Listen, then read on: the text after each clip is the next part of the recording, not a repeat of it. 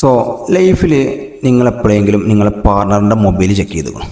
ഇല്ലെങ്കിൽ നിങ്ങൾ എന്തായാലും ചെക്ക് ചെയ്യണം.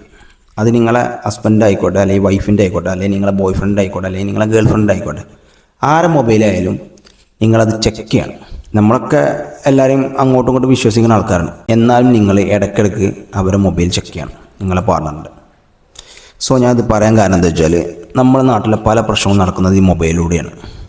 പല റിലേഷൻഷിപ്പ് ഇപ്പോൾ സ്റ്റാർട്ട് ചെയ്യുന്നത് മൊബൈലിലൂടെയാണ്. നമുക്ക് എത്രത്തോളം ട്രസ്റ്റ് ചെയ്യണം, അല്ലെങ്കിൽ നമ്മൾ എത്രത്തോളം ബിലീവ് ചെയ്യണമെങ്കിൽ നമ്മളെ പാർട്ണർ മൊബൈൽ നമ്മൾ ചെക്ക് ചെയ്താൽ മാത്രമേ നമുക്ക് മനസ്സിലാക്കാൻ പറ്റുള്ളൂ. അവർ എത്രത്തോളം നല്ലതാണ്, അല്ലെങ്കിൽ അവർ എത്രത്തോളം നമ്മൾ ഇഷ്ടപ്പെടുന്നുണ്ടൊക്കെ മനസ്സിലാക്കാം.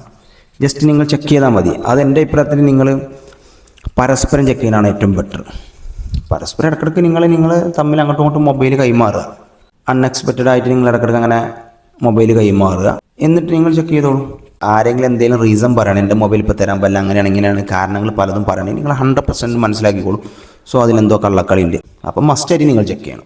ഒരു വട്ടമെങ്കിലും നിങ്ങളെ പാർട്ണറിൻ്റെ മൊബൈൽ നിങ്ങൾ ചെക്ക് ചെയ്യുക. എന്നിട്ട് മാത്രം വിശ്വസിച്ചാൽ മതി.